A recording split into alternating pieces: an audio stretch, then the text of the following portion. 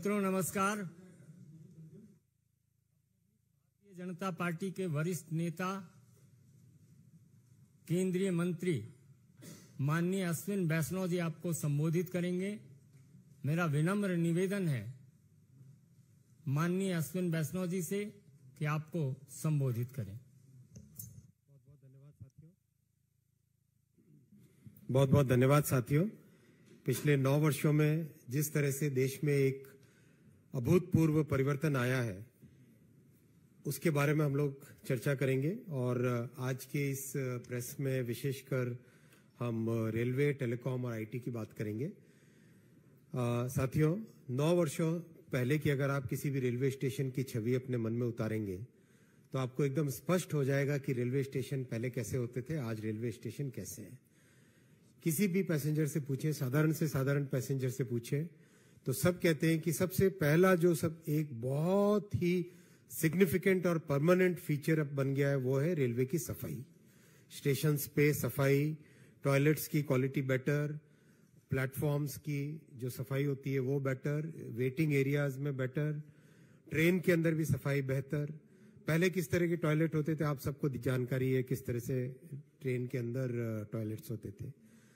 एक खुला, बिल्कुल उस तरह की परिस्थितियों से आज बाहर आके करीब करीब सभी ट्रेनों में टॉयलेट्स बदल के अच्छे वर्ल्ड क्लास टॉयलेट्स आए।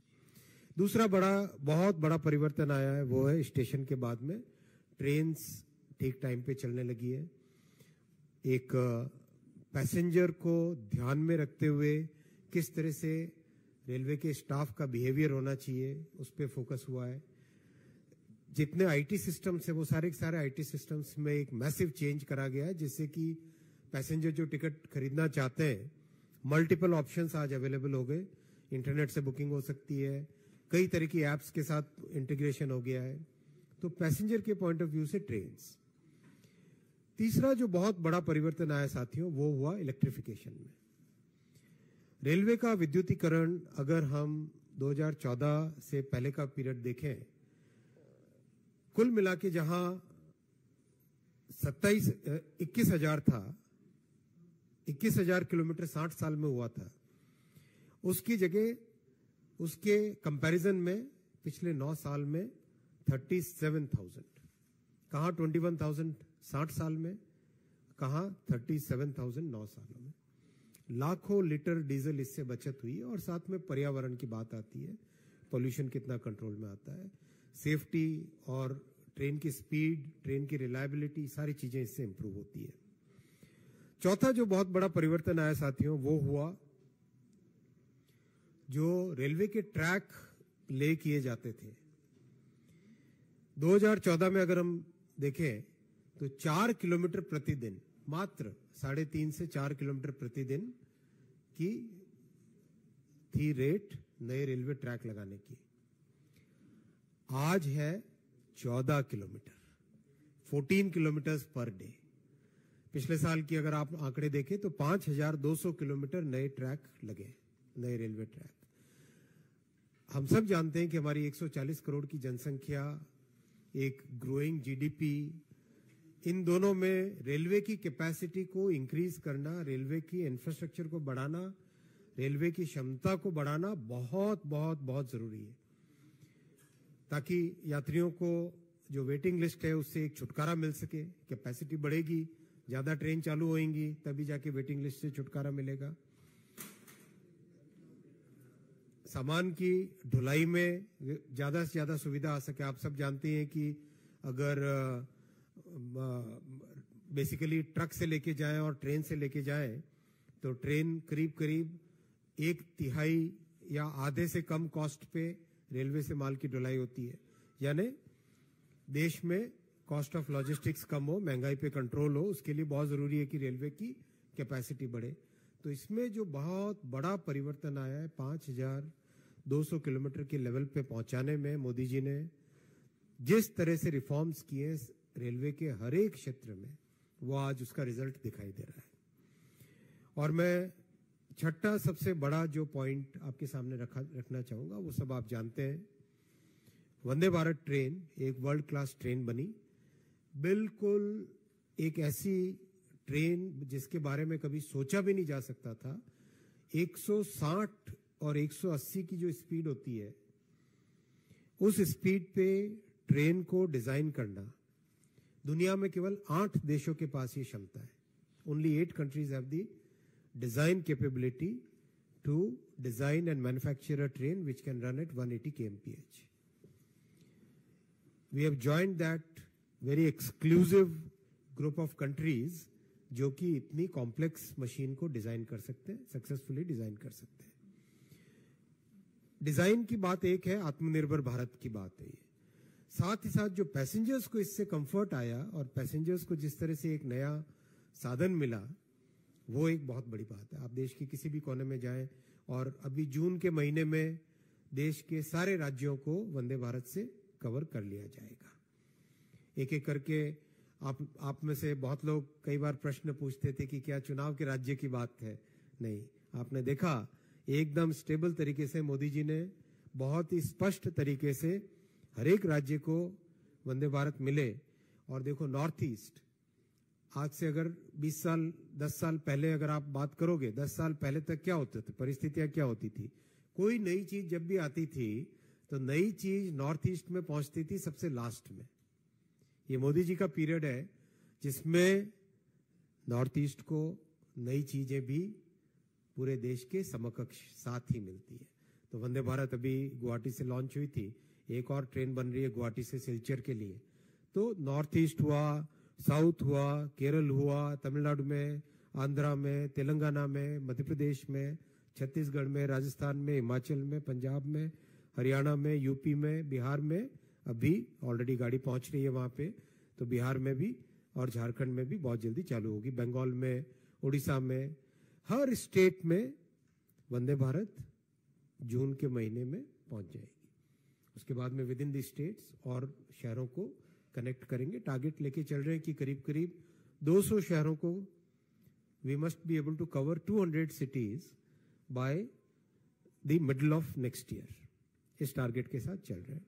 प्रोडक्शन भी बहुत तेजी से बढ़ रहा है. अब तो करीब करीब हर हफ्ते एक गाड़ी निकल रही है. 2 और नई फैक्ट्रियों में प्रोडक्शन स्टार्ट हो रहा है, जैसे कि हर तीसरे दिन एक गाड़ी निकलेगी, हफ्ते में 2 गाड़ी निकलेगी. एक तरीके से 2 हफ्ते में 3 गाड़ियां, 2 हफ्ते में 5 गाड़ियां, 2 हफ्ते में 5 गाड़ी के हिसाब से प्रोडक्शन होएगा. तो इतनी मैसिव एक्सरसाइज, इतनी कॉम्प्लेक्स मशीन, इतनी कॉम्प्लेक्स इसका ऑपरेशंस, इलेक्ट्रॉनिक्स, एक एक वंदे भारत में 30,000 के आसपास चिप्स लगती है. 30,000 सेमीकंडक्टर चिप्स लगती है गाड़ी में. इतनी कॉम्प्लेक्स मशीन है. It's like a computer on wheels. It's like almost like a computer on wheels. उसको डिजाइन करना, उसको इस लेवल की परफॉर्मेंस पे लाना. मैं अभी हाल ही में वर्ल्ड की 2 बेस्ट ट्रेन्स में बैठा हूं. दोनों में मैंने वाटर टेस्ट किया. पानी का ग्लास ऐसे रखा उसमें ट्रेन के अंदर. तो अगर आप उन दोनों की वीडियो देखोगे, उन दोनों देशों का वाटर टेस्ट देखोगे, तो वो वाटर टेस्ट और वंदे भारत का वाटर टेस्ट, आपको बड़ा गर्व होएगा कि पानी वंदे भारत में कम हिलता है कंपेयर टू वर्ल्ड की 2 बेस्ट ट्रेन्स जो भी जिसमें मैंने यात्रा की अभी. उन दोनों में पानी ऐसे रखने से जितना हिलता है, उससे कम पानी का शेकिंग वंदे भारत में. तो एक मैटर ऑफ प्राइड है कि हमारे इंजीनियर्स ने देश में प्रधानमंत्री जी का जो स्पष्ट विजन था, उस विजन के अंतर्गत ये काम किया. और लास्ट पॉइंट में रेलवे का आपके सामने जो रखना चाहूंगा वो है स्टेशंस का रीडेवलपमेंट. आप सबने देखे स्टेशन के फोटोग्राफ्स, किस तरह से काम चल रहा है. अभी as we speak about 270 station पे एक साथ काम चल रहा है. अभी 270 स्टेशन पे, 272 एक्चुअल नंबर, 270 स्टेशन पे काम चल रहा है तेजी से. और बहुत सारे स्टेशन अभी कंप्लीशन पे आ गए.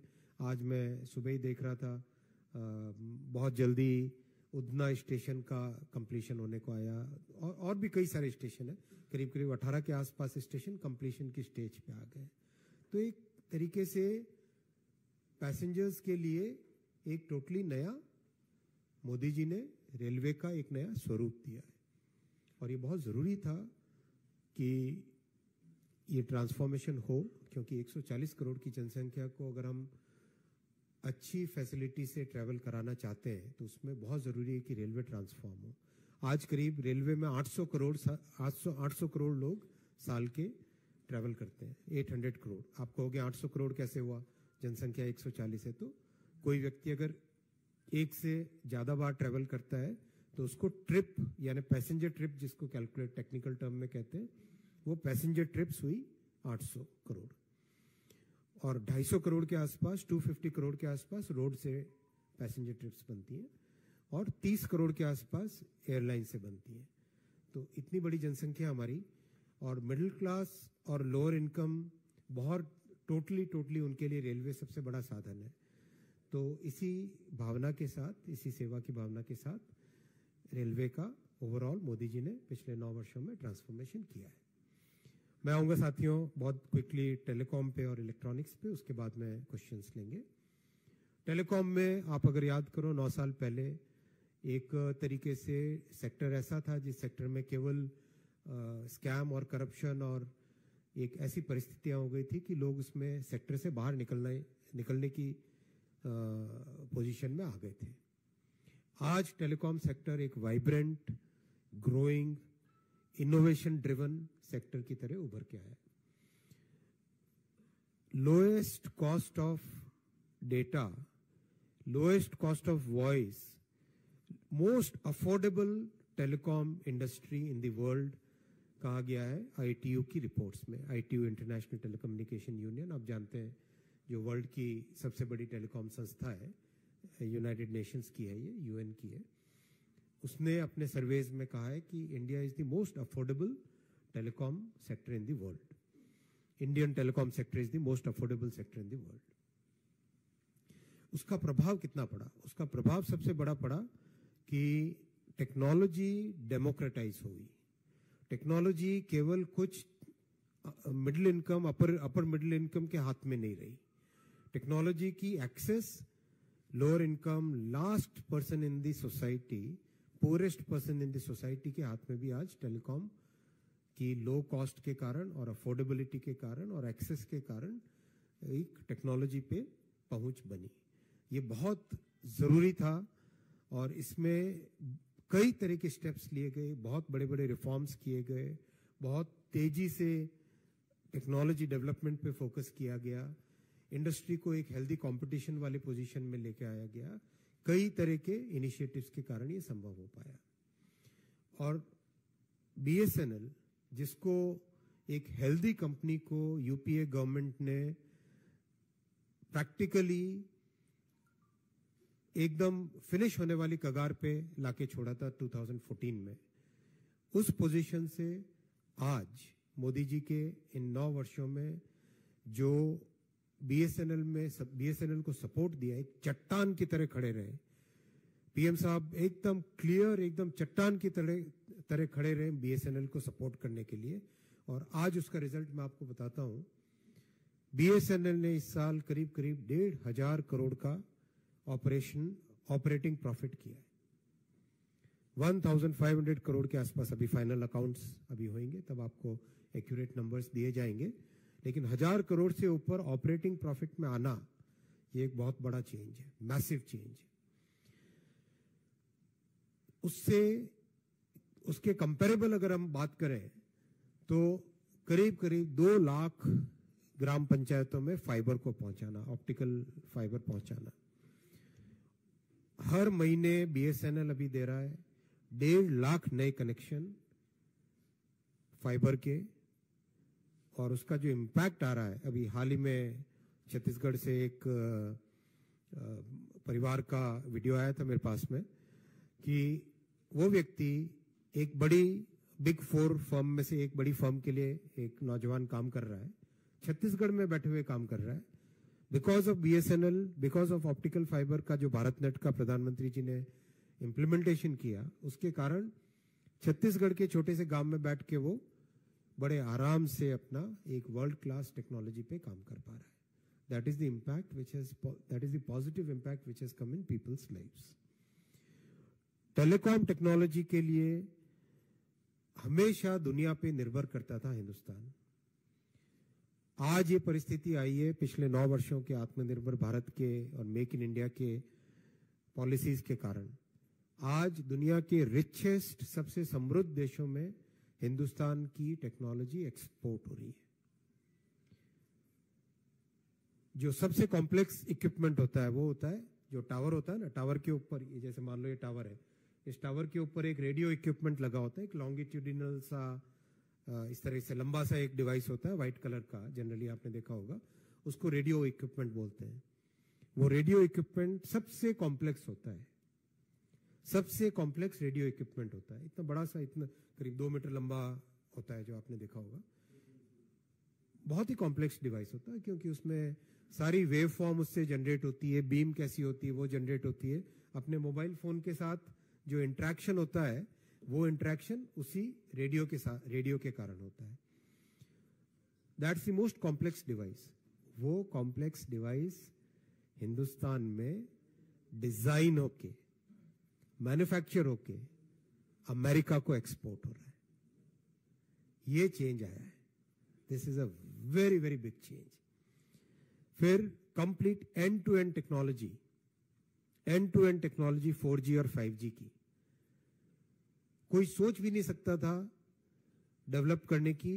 5 कंपनीज की एक टाइट ग्रिप बनी हुई थी। कई देशों ने कोशिश की डेवलप करने की, सबने हाथ खड़े कर दिए कुछ समय प्रयास करने के बाद में। आज हिंदुस्तान ने जो टेक्नोलॉजी बनाई है 4G 5G की, मोदी जी की स्पष्ट विजन के कारण, एकदम क्लियर, वेरी वेरी क्लियर, एक फॉलो अप, कंटिन्यूअस, कई तरह की बाधाएं आई, लेकिन उन बाधाओं को उन्होंने दूर किया और टेक्नोलॉजी बनी है 4G 5G की, जिसको पता था कि दुनिया में जब एक्सपोर्ट करेंगे ये टेक्नोलॉजी तब हर कोई क्वेश्चन करेगा।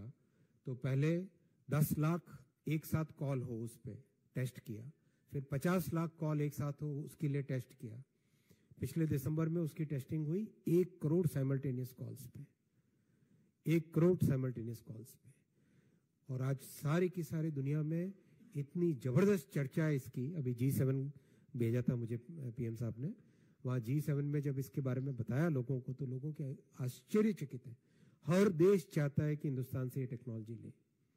और ईश्वर जिस तरह से हिंदुस्तान के ऊपर प्रधानमंत्री जी का जो स्पष्ट विजन के कारण जो डेवलपमेंट और ग्रोथ हो रही है, अगले साल 1.5 साल के अंदर अंदर बड़े बड़े समृद्ध देशों में भी हिंदुस्तान की टेक्नोलॉजी, टेलीकॉम टेक्नोलॉजी से उनके टेलीकॉम सेक्टर में काम होगा। ये एक मैसिव चेंज है। आप सोचो टावर जैसी चीज, टावर लगाने की परमिशन 2014 में एवरेज टाइम लगता था 300 दिन। जो अभी रिफॉर्म्स हुए हैं, मोदी जी ने जो रिफॉर्म्स किए, PM साहब ने जो रिफॉर्म्स किए हैं, उसका रिजल्ट है कि आज टावर की परमिशन एवरेज 7 दिन में, कहां 300 दिन, कहां 7 दिन। इतनी सिंप्लीफिकेशन, पूरा एकदम टेलीकॉम सेक्टर पूरा का पूरा ट्रांसफॉर्म हो गया है। अब मैं आता हूं इलेक्ट्रॉनिक्स सेक्टर पे, इलेक्ट्रॉनिक्स एंड IT पे। हम सब जानते हैं जब डिजिटल इंडिया का विजन PM साहब ने प्रेजेंट किया था, तब विपक्ष में चिदम्बरम साहब और सब किस तरह से तंज कसने का काम कर रहे थे कि क्या हाईवे के ढाबे पर भी कोई मोबाइल से पेमेंट करेगा। राजीव गांधी जी की बात तो हम सबको ध्यान है ही है कि 100 रुपए भेजते थे दिल्ली से, 15 रुपए पहुंचता था सड़क में, गांव में। सारी परिस्थितियां बदल गई जिस तरह से डिजिटल इंडिया का इंडिया स्टैक बना, जो हमारा पब्लिक डिजिटल इंफ्रास्ट्रक्चर बना। उस डिजिटल इंडिया के विजन के कारण आज जापान जैसा समृद्ध देश, उन्होंने तय किया है हिंदुस्तान का पेमेंट सिस्टम, हिंदुस्तान का डिजिटल इंडिया का इंप्लीमेंटेशन जापान में होगा। ये कितना बड़ा परिवर्तन है, सोचो आप। और जो जन जन तक पहुंचा वो परिवर्तन आप देखो। 100 रुपए भेजे जाते हैं दिल्ली से, 100 रुपए पहुंचते हैं ग्रामीण माता के अकाउंट में, ग्रामीण किसान के अकाउंट में। ये जो परिवर्तन आया रास्ते से, जो जितना करप्शन था वो एकदम पूरा रास्ते से फिनिश हो गया। अभी कई स्टेट है जो इसका विरोध कर रहे हैं और कुछ स्टेट ऐसे भी है जिन्होंने डायरेक्ट बेनिफिट ट्रांसफर को हटा के पुरानी प्रथाएं लगानी चालू कर दी है। कारण स्पष्ट है, क्यों करते हैं कोई इस तरह से, कैश देना और कैश देने के साथ साथ और क्या होता है हम सब जानते हैं। तो ये इतना बड़ा चेंज आया। मोबाइल मैन्युफैक्चरिंग, इलेक्ट्रॉनिक्स मैन्युफैक्चरिंग आज से 9 साल पहले प्रैक्टिकली नेग्लिजिबल होती थी। आज $105 बिलियन, करीब करीब मतलब $100 बिलियन क्रॉस करना अपने आप में इतना बड़ा एक बेंचमार्क है। मोबाइल फोन $11 बिलियन के एक्सपोर्ट हुए। रघुराम राजन जी कहते हैं कि आप सबने पढ़ा होगा उनका स्टेटमेंट, जो व्यक्ति ना इकोनॉमिस्ट तो अच्छे हैं वो बहुत, लेकिन जब वो पॉलिटिशियन बन गए, पॉलिटिशियन बनते ही उनकी राग बदल गई। 2014 से पहले रघुराम राजन क्या थे, 2014 के बाद में रघुराम राजन क्या हो गए जब गवर्नर थे, वो भी हमें पता है। वो जब क्रिटिसाइज करते हैं हिंदुस्तान में इलेक्ट्रॉनिक्स मैन्युफैक्चरिंग की, मोबाइल मैन्युफैक्चरिंग को, तब मुझे लगता है कि कोई व्यक्ति शिकागो जाके भी, इतनी अच्छी यूनिवर्सिटी जाके भी अगर ज्ञान न रख पाए तो क्या काम का। तो ये आज देखिए इलेक्ट्रॉनिक्स मैन्युफैक्चरिंग में अकेले में 25 लाख जॉब्स हैं। आज 25 लाख जॉब्स। एक एक फैक्ट्री ऐसी है जहां पे एक साथ 20-20 हजार लोग काम कर रहे हैं, और करीब 70-80% है जो बहनें काम कर रही हैं। इतना बड़ा परिवर्तन है। एक आप हर महीने आप देखो, हर महीने कोई ना कोई बड़ी कंपनी अनाउंसमेंट कर रही है कि हम हिंदुस्तान में मैन्युफैक्चरिंग इलेक्ट्रॉनिक्स की चालू करें। अभी हाल ही में सिस्को ने अनाउंसमेंट किया था। बहुत जल्दी अभी 2 बड़े अनाउंसमेंट्स और होने वाले हैं सेमीकंडक्टर से रिलेटेड, और बहुत कॉम्प्लेक्स इक्विपमेंट होते हैं उनसे रिलेटेड। तो जो भी फील्ड आप लो, जो सेक्टर लो, हर एक सेक्टर पे एक सिस्टमेटिक वे में, मेथोडिकल वे में काम करके प्रधानमंत्री श्री नरेंद्र मोदी जी ने देश की पूरी आर्थिक व्यवस्था को सुदृढ़ किया। आप याद करो 2004 में अगर हिंदुस्तान की जीडीपी को दुनिया में कंपैरिजन करते थे, 10वें स्थान पे थी। 2014 में कहा 10वें स्थान। 4 से 14 वाला लॉस्ट डेकेड हो गया एकदम। 10 साल पूरे हिंदुस्तान ने लूज किए। 2014 में 10वीं रैंक पे मोदी जी ने जिम्मेदारी ली, तब 10वीं रैंक पे थी हिंदुस्तान की जीडीपी, आज 5वीं रैंक पे आई। और अभी आपने मॉर्गन स्टैनली और सबकी रिपोर्ट्स पढ़ी होगी। 2026 तक हम 4थे नंबर पे होंगे, और 2027-28 में हम विश्व की टॉप 3 अर्थव्यवस्थाओं में से होंगे। और उसका प्रभाव अल्टीमेटली हमारे साधारण मानवीय पे पड़ता है। जब इकोनॉमी ग्रो होती है, नए प्रोजेक्ट्स आते हैं, नई फैक्ट्रीज बनती हैं, नए इंस्टीट्यूशंस खुलते हैं, नई मेडिकल कॉलेजेस बनती है, नए एम्स बनते हैं, नई आईआईटीज बनती है, रोजगार पैदा होता है। बहुत ही सिस्टमेटिक तरीके से काम करने से ही ये चीज हो पाएगी, तभी जाके एक सस्टेन्ड ग्रोथ हो पाएगी। शॉर्टकट लगाना बहुत आसान होता है। शॉर्टकट जो लगाते हैं, जो राजनीतिक दल शॉर्टकट की राजनीति में विश्वास करते हैं, वो देश का नुकसान कर रहे हैं। और इस देश की जो क्षमता है, वो क्षमता दुनिया के किसी और देश की नहीं हो सकती। इस क्षमता को अगर ठीक से पूरा करना है, जो हमारा पोटेंशियल है उस लेवल पे हमें पहुंचना है, तो हमें कड़ी मेहनत के साथ, अच्छी नीयत के साथ, बहुत ही वेल थॉट थ्रू भविष्य को सोच के सारे निर्णय लेने पड़ेंगे। और वही निर्णय मोदी जी ने अब तक 9 वर्षों में लिए साथियों। और बहुत ही इसका सबसे बड़ा कारण है जो 140 करोड़ देशवासियों ने एक डिसाइसिव मैंडेट दी, क्लियर मेजॉरिटी दी। वो क्लियर मेजॉरिटी आज अच्छे रिजल्ट्स में परिणत हुई, और पूरा विश्वास है 2024 में भी वैसी ही क्लियर मेजॉरिटी देंगे, वैसी ही क्लैरिटी के साथ देश को आगे ले जाने की मैंडेट देंगे। धन्यवाद।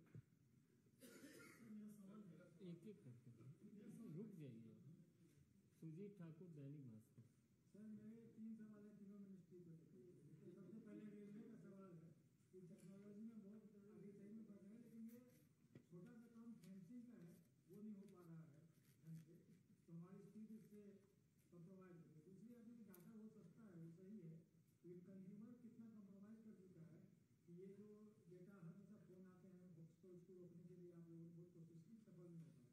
तीसरा इलेक्ट्रॉनिक से रिलेटेड है कि फोन पे पेटीएम ये सब इतना हो गया तो क्या इलेक्ट्रॉनिक रुपीज में वो बाधा है तो क्यों यूज करें?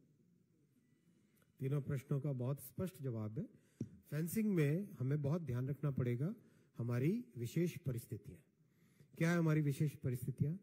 हमारे यहाँ पॉपुलेशन डेंसिटी बहुत है।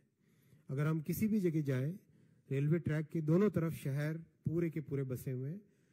लोग इधर से एक शहर के एक हिस्से से दूसरे शहर में दूसरे हिस्से में जाते हैं। तो जो डिजाइन किया गया है, और डिजाइन अभी करीब करीब 500 किलोमीटर के आसपास लग चुका है। कई डिजाइन एक्सपेरिमेंट किए गए। पहले वॉल दीवार जैसा डिजाइन भी किया गया था, फिर बाद में स्लीपर को रख के वो डिजाइन भी किया गया, फिर तीसरा अलग डिजाइन किया गया। किसी भी डिजाइन में हमें अल्टीमेटली जो सॉल्यूशन निकालना पड़ा वो सॉल्यूशन था जिसमें गांव के लोग या शहर के लोग सेफ तरीके से क्रॉस तो कर सके लेकिन जानवर ना आए। इस डिजाइन को ध्यान में रखते हुए अभी बॉम्बे और मुंबई और अहमदाबाद के बीच में करीब 450 किलोमीटर का डिस्टेंस है जिसमें फेंसिंग की गई है।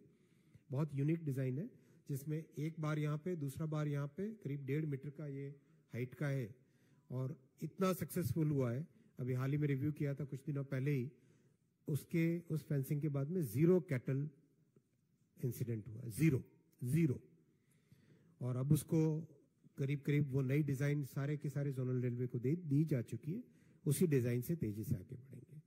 दूसरा, होक्स कॉल्स, साइबर फ्रॉड को प्रिवेंट करने के लिए अभी आपने देखा होगा संचार साथी पोर्टल का लॉन्च किया गया था कुछ दिनों पहले। 3 बड़े रिफॉर्म लॉन्च किए गए थे।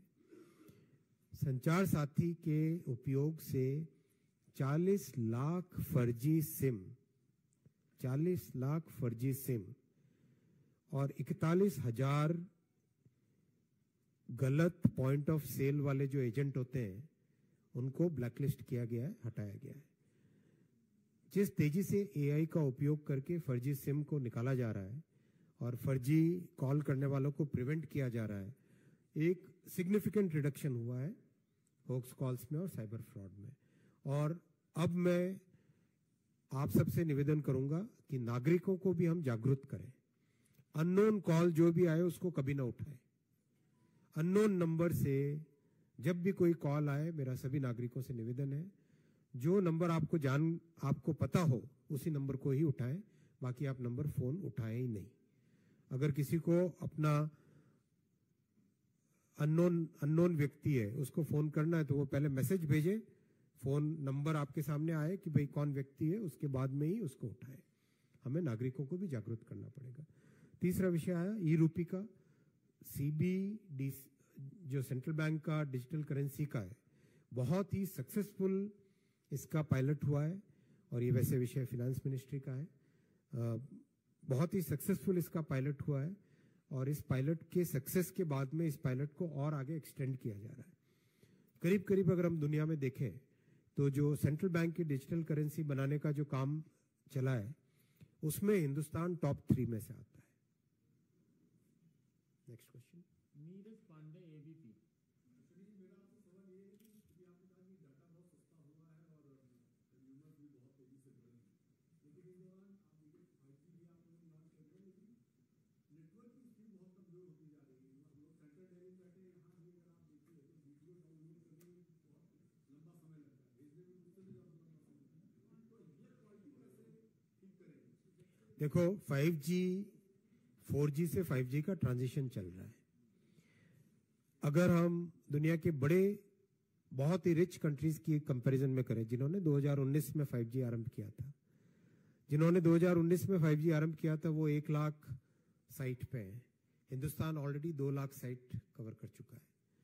जब एक टेक्नोलॉजी से दूसरी टेक्नोलॉजी में ट्रांजिशन होता है, मैं थोड़ी सी टेक्निकल तरीके से समझाने की कोशिश करूं। मान लो ये फोन, ये कोर है 4G का, ये कोर है 5G का। जब कॉल अगर 4G पे स्टार्ट हुई, 4G के कोर से 5G के कोर पे जब ट्रांसफर होती है तो उसमें कई बार इश्यूज आते हैं।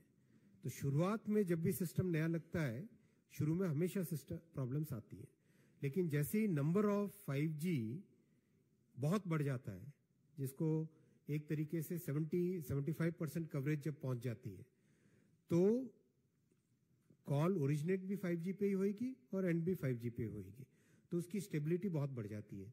अपने कुल 8 महीने हुए 5G लॉन्च हुए, वर्ल्ड की फास्टेस्ट 5G रोल आउट है। आज की तारीख में प्रति मिनट एक नई 5G की साइट लाइव हो रही है, एवरी मिनट। स्पीड में हिंदुस्तान की position just in the last 1 year after launching 5G 20 पायदान ऊपर चढ़ी है दुनिया में, 20 पायदान ऊपर चढ़ी है। जो इंडिपेंडेंट मॉनिटरिंग करते हैं स्पीड का, उन लोगों के अनुसार, हमारे हिसाब से नहीं कह रहे हम, इंडिपेंडेंट बॉडीज के इंडेक्स के हिसाब से कह रहे हैं।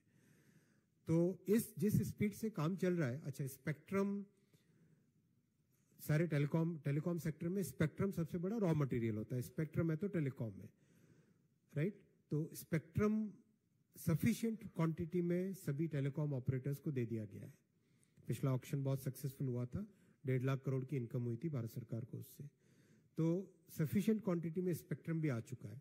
इन सब के चलते डे बाय डे क्वालिटी में इंप्रूवमेंट आ रहा है। और जैसे ही 5G आप समझो करीब करीब दिवाली तक, आगामी दिवाली या ज्यादा से ज्यादा ले लो, लेटेस्ट बाय दिसंबर ले लो, by December of this year 5G की कवरेज करीब करीब 65-70% एरिया में पहुंच गई होगी अच्छी क्वांटिटी में। एक जो अभी इस तरह की जंप है वो इस तरह की जंप रहेगी क्वालिटी ऑफ सर्विस में और क्वालिटी ऑफ डेटा में। संतोष ठाकुर, नव भारत। सर मेरे 2-3 क्वेश्चन हैं। एक तो सर रेलवे का आपने बताया 5200 किलोमीटर फॉर दिस लॉजिस्टिक्स, तो ये नई लाइन है सर या अपग्रेडेशन है? दूसरा सर 5G स्टेक का आपने बोला G7 कंट्रीज के साथ मुलाकात हुई थी, तो सर कौन कौन सी कंट्रीज हैं they are interested in our 5G stake? और थर्ड सर सेमीकंडक्टर पे वेदांता मतलब सर कब से शुरू करेगा काम, अभी मतलब कौन सी कंपनी आने वाली है? तीनों प्रश्न एकदम बहुत अच्छे, तीनों स्पष्ट जवाब देता हूं। 5200 किलोमीटर नई पटरियां लगी, अपग्रेडेशन जो किया वो करीब करीब 7000 किलोमीटर से ऊपर, वो अलग है। 7000 से ज्यादा किलोमीटर का अपग्रेडेशन किया। ये 5200 नई पटरियां लगी है, जहां पे डबलिंग हुई हो, मल्टी ट्रैकिंग हुई हो, या नैरो गेज हटा के ब्रॉड गेज बनाओ, या टोटली नई लाइन बनी हो, उस तरह के प्रोजेक्ट्स हैं। बहुत बड़ी संख्या है। इस संख्या का अगर आप अनुमान लगाओ, पूरा स्विट्जरलैंड का जो रेलवे नेटवर्क है वो 5000 किलोमीटर है। पूरा मतलब स्विट्जरलैंड के रेलवे नेटवर्क के बराबर हिंदुस्तान ने पिछले वर्ष में नया रेलवे नेटवर्क ऐड किया है। इट्स दैट बिग, इतना बड़ा ये मतलब एडिशन है। दूसरा आपका प्रश्न, 5G और 4G के टेक्नोलॉजी इंडिया टेलीकॉम स्टैक को कौन कौन लेना चाहता है? यूरोप के देश है, एशिया के देश है, अमेरिका के देश है, तीनों जगह से डिमांड है। और जैसे ही हम अभी करीब करीब 100 साइट पे BSNL के लगाया है, 100 साइट पे लाइव, पहले लैब टेस्टिंग हुई थी, मतलब सिम्युलेटेड टेस्टिंग हुई थी, अब लाइव इसका डिप्लॉयमेंट हुआ है। इसको करीब 3 महीने तक और लाइव कंडीशंस में टेस्ट करेंगे, और अगस्त के महीने से, अगस्त या समझो मैक्सिमम अगस्त के एंड तक, फिर ऑलमोस्ट डेली 200 साइट पे लगाएंगे इसको। साल के एंड तक करीब करीब 30-35 हजार साइट्स पे लगेगा। जब 20,000 साइट्स पहुंच जाएगी अपनी, तब एक्सपोर्ट करना चालू करेंगे। वैसे ही वंदे भारत का भी जब 200 गाड़ियां चल जाएंगी देश में, तब उसको एक्सपोर्ट करना चालू करेंगे। वंदे भारत का भी एक्सपोर्ट की इंक्वायरीज आने लग गई है। Europe, Thakur Ravindra Singh junior. अरे सेमीकंडक्टर में पिछले 1.5 वर्षों में देश में ऐसा मेथोडिकल तरीके से काम हुआ है कि आज दुनिया की हर बड़ी सेमीकंडक्टर कंपनी बहुत क्लियर है, बहुत स्पष्ट है कि next big destination for semiconductor manufacturing in the world will be India. बहुत क्लियर। इसके 3 बड़े कारण हैं। सबसे बड़ा कारण, कई देशों ने जो गलती की थी कि पुश करो कि जल्दी से जल्दी फैब लग जाए, केवल फैब पे फोकस जिन लोगों ने किया, उनके विपरीत हम लोगों ने पूरा इकोसिस्टम बनाने पे डेवलप किया। क्या होता है सेमीकंडक्टर का इकोसिस्टम? करीब करीब 250 के आसपास बहुत ही स्पेशलिटी केमिकल्स, स्पेशलिटी गैसेस, इतनी कॉम्प्लेक्स कॉम्पोजिशन और इतनी एक्सट्रीम प्योरिटी की चीजें होती है जो सेमीकंडक्टर की मैन्युफैक्चरिंग में लगती है। ऐसे कॉम्प्लेक्स और इतने प्रिसाइज इक्विपमेंट होते हैं। मैं अगर आपको एग्जांपल दूं साधारण भाषा में, हम देखते हैं कि जैसे कोई टॉर्च है, या आप टॉर्च जैसे मान लो जलाते हो, राइट, या ये लाइट है, इस लाइट की रोशनी बिखरी बिखरी सी रोशनी है। हम कहते हैं कि लेजर की रोशनी एकदम शार्प होती है, एकदम स्ट्रेट लाइन जाती है। लेजर को हम बहुत बारीक और ये मानते हैं, फोकस्ड मानते हैं, राइट, अपनी साधारण भाषा में। अब लेजर की रोशनी के सामने जब सेमीकंडक्टर की मैन्युफैक्चरिंग में जो रोशनी काम में लाई जाती है, उसको अगर आप कंपेयर करोगे, इतनी बारीक होती है, इतनी बारीक होती है, जो नाखून की टिप है ना, इसका 1,00,000 गुना बारीक।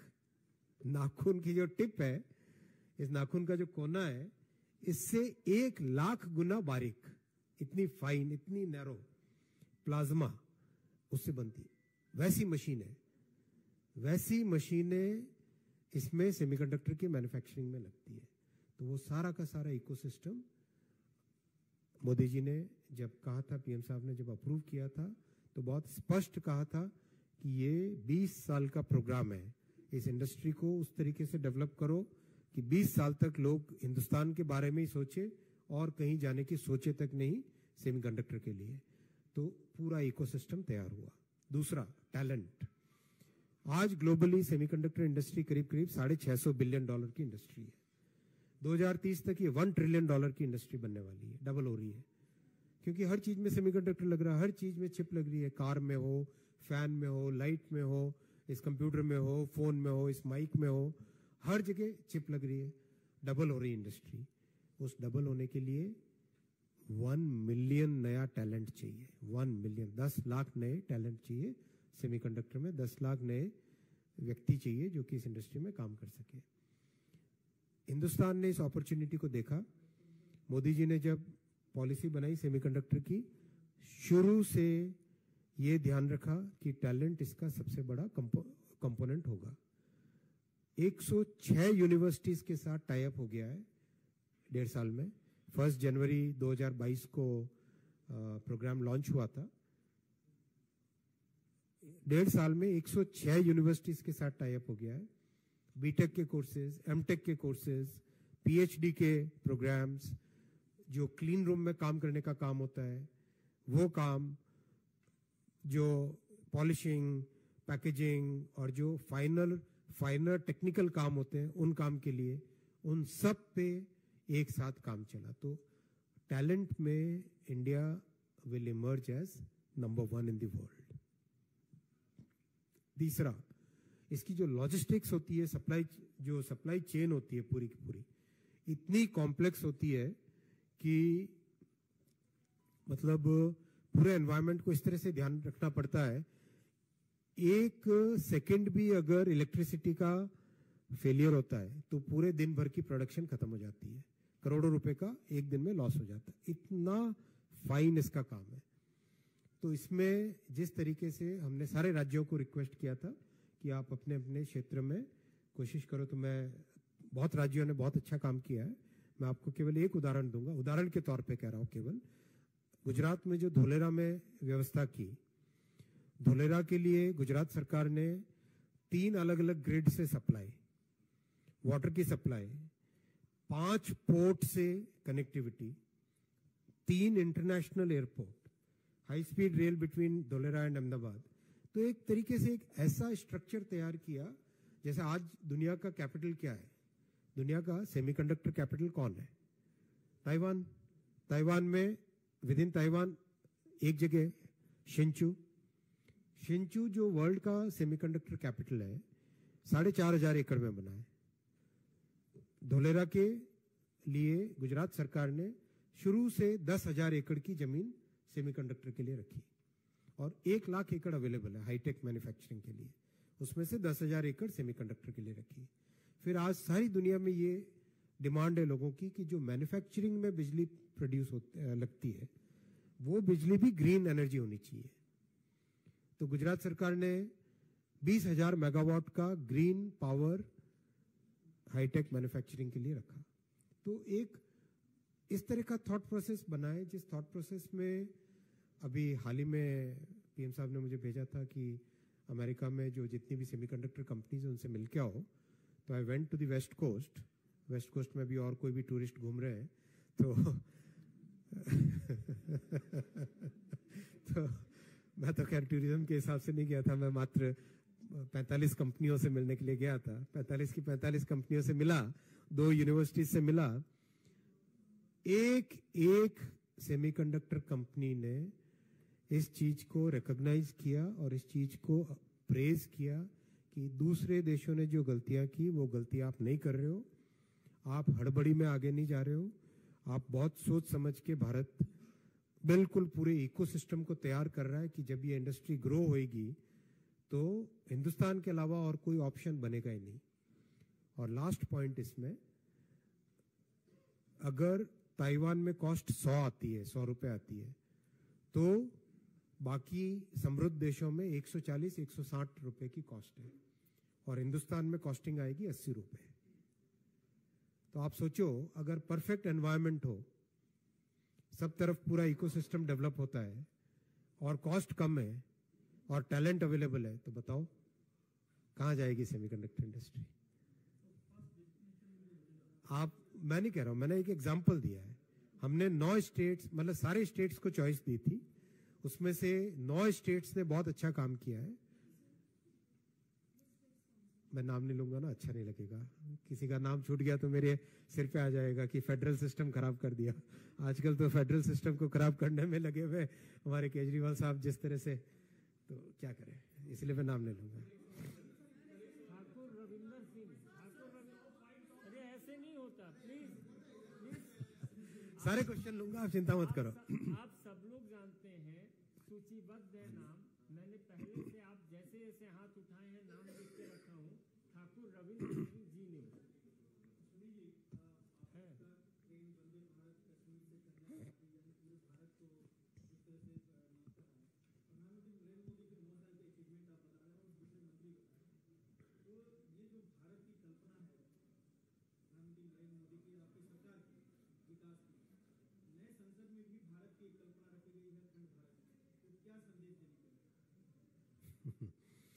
नई संसद भारत के अमृत काल का प्रतीक है, भारत के एस्पिरेशंस का प्रतीक है, भारत के जो 140 करोड़ देशवासियों का संकल्प है देश को विकसित देश बनाने का।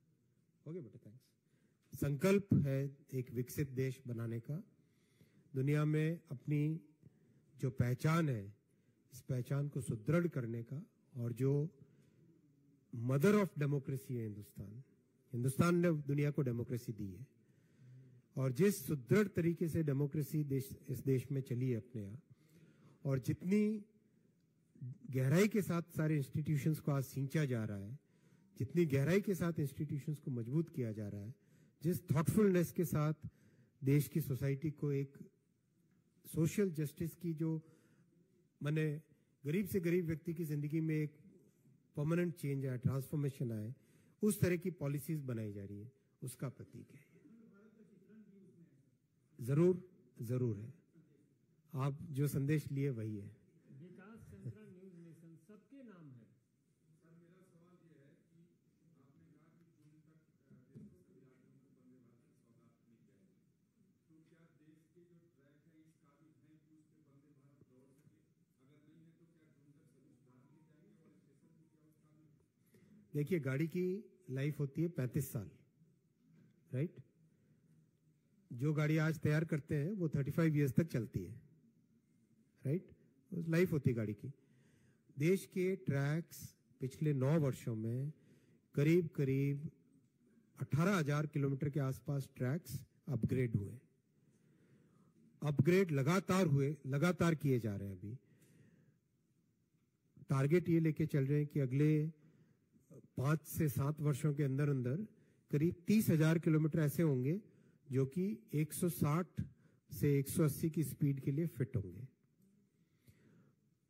रेलवे और हाईवे में एक बड़ा डिफरेंस ये होता है कि ट्रैक और ट्रेन, इन दोनों का सामंजस्य बना के उस हिसाब से ट्रैक की स्पीड का लिमिट किया जाता है, राइट।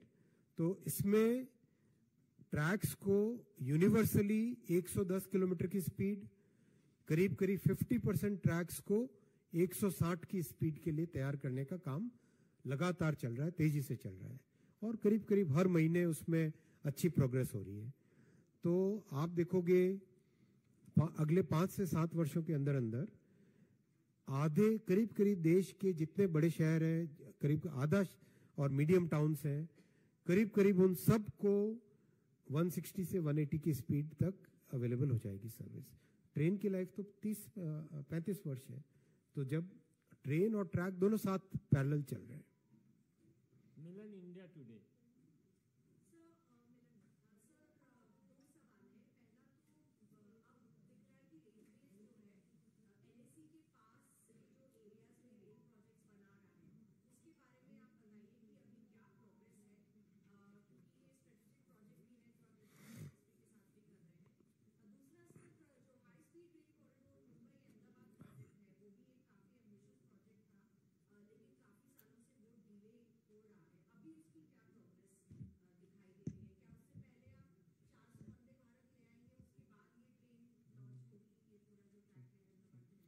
दोनों पैरेलल चलेंगे। पहले मैं एलएसी की बात करता हूं।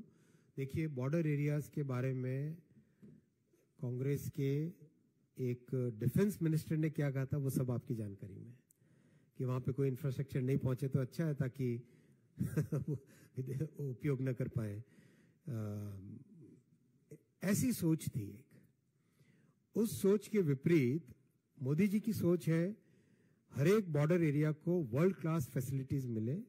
टेलीकॉम टावर लगाए जा रहे हैं, देश भर के बॉर्डर एरियाज में टेलीकॉम टावर लग रहे हैं, ऑप्टिकल फाइबर पहुंचाया जा रहा है, हाईवे का नेटवर्क तैयार हो रहा है, इलेक्ट्रिसिटी पहुंचाई जा रही है, हर घर नल से जल पहुंचाया जा रहा है, टूरिज्म के डेवलपमेंट की व्यवस्था हो रही है, और बहुत सारे एरियाज ऐसे हैं जिसमें रेलवे का नेटवर्क पहुंचाया जा रहा है। ये भाई कह रहे हैं कि बंद करो, बोर हो गए। कोई नहीं। तो बॉर्डर एरियाज में भी सुपर स्पीड से रेलवे का काम चल रहा है। सेकंड, बुलेट 195 किलोमीटर के पिलर्स बन गए, बहुत ही तेजी से काम चल रहा है। मैं आप सबसे निवेदन करूंगा कि आप सब भी चलें और देखें कितनी स्पीड से बुलेट का काम चल रहा है। सारी दुनिया आश्चर्यचकित है, इतना फास्ट काम शायद ही कहीं। और जो लोग इस काम में लगे, उन लोगों को ऑलरेडी एक्सपोर्ट ऑर्डर तक मिलने चालू हो गए। जो डिवाइसेस और जो इक्विपमेंट इसमें लगने लगे, उसके एक्सपोर्ट ऑर्डर्स भी मिलने चालू। मतलब आप सोचो, मेक इन इंडिया, आत्मनिर्भर, टेक्नोलॉजी को आगे काम में लेना, देश के उपयोग में लाना, इन सब का प्रभाव कितना मल्टीपल होता है। कमलेश जी, भारत एक्सप्रेस।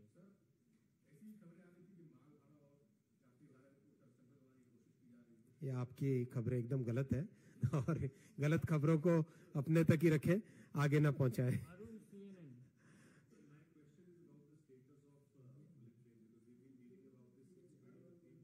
अभी तो मैंने बताया 195 किलोमीटर बन चुकी है पिलर। आप चल के देखो ना। आप कब गए लास्ट देखने के लिए? अरे यार, ये तो गलत बात है, जाना चाहिए ना। प्रज्ञा। नहीं तो वीडियो तो देख लो कम से कम।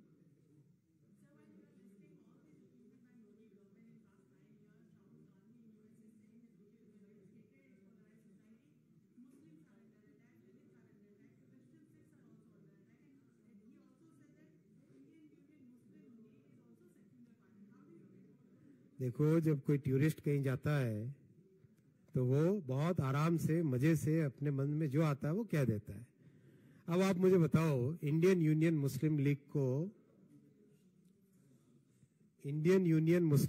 को कौन सा सेक्युलर कह रहे हैं राहुल जी?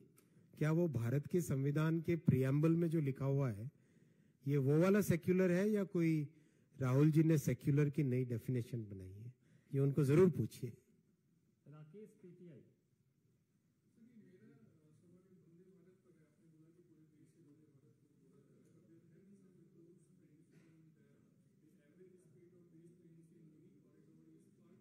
ये जो अभी भाई साहब ने पूछा था क्वेश्चन, उसी का आंसर है। रेलवे के सिस्टम में हाईवे से डिफरेंट होता है।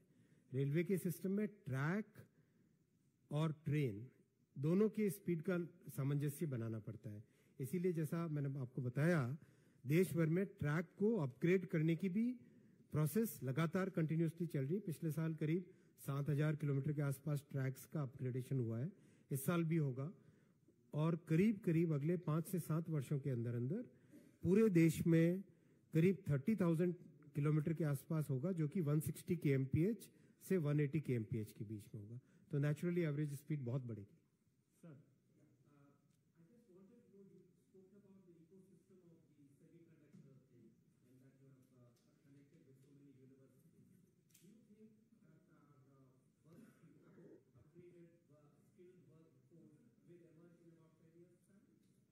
Why 10 years?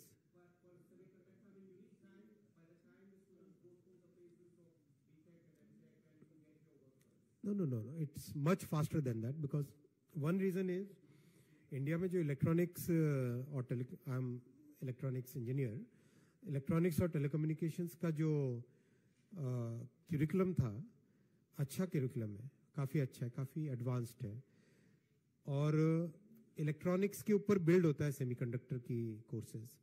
तो आज भी दुनिया के करीब करीब सारी सेमीकंडक्टर इंडस्ट्री में 20% टैलेंट इज इंडियन।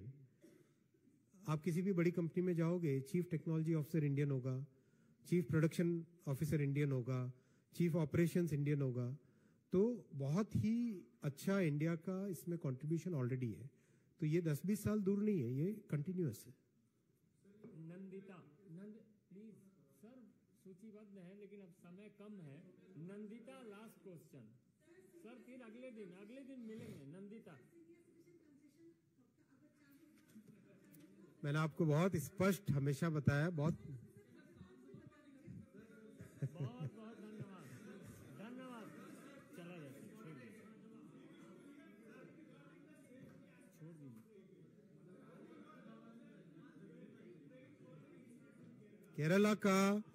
केरला के जो 2 इंसिडेंट्स हुए हैं, we are very concerned about it, and last time भी बहुत स्पष्ट कहा था कि जो भी इसके पीछे है उनको किसी भी हालत में बख्शा नहीं जाएगा। जो भी इसके पीछे, उनको किसी भी हालत में बख्शा नहीं जाएगा।